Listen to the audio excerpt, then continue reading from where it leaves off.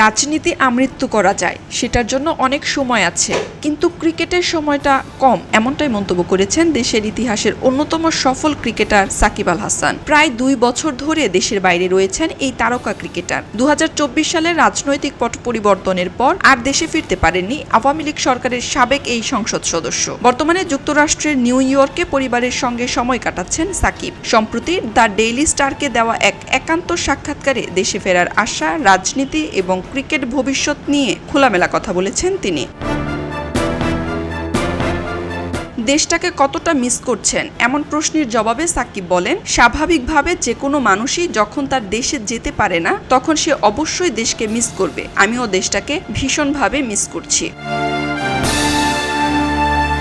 তবে দেশের বাইরে থাকলেও ভক্তদের ভালোবাসা অনুভব করছেন বলে জানান সাকিব। একই সঙ্গে দেশে ফেরার বিষয়ে আশাবাদী বলেও মন্তব্য করেন তিনি। সাকিব জানান, আইনি প্রক্রিয়ার কাজ শুরু হয়েছে। বাংলাদেশ ক্রিকেট বোর্ডের মাধ্যমে ক্রীড়া মন্ত্রণালয়ের যোগাযোগ চলছে। তবে নিজের উদ্যোগেই আইনি জটিলতা কাটানোর চেষ্টা করছেন তিনি।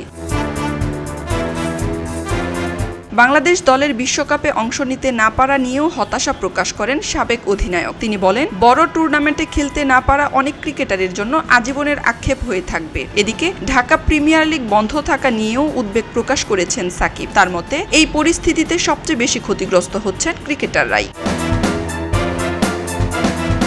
সাক্ষাৎকারে এক প্রশ্নের জবাবে রাজনীতি নিয়েও নিজের অবস্থান স্পষ্ট করেছেন সাকিব। তিনি জানান, ক্রিকেটই এখন তার প্রথম অগ্রাধিকার, তবে ভবিষ্যতে রাজনীতিতে কাজ করার ইচ্ছাও রয়েছে। এদিকে বিএনপি সরকারের যুব ও ক্রীড়া প্রতিমন্ত্রী আমিনুল হক জানিয়েছেন, আইনি জটিলতা কাটলে সাকিবকে স্বাগত জানানো হবে।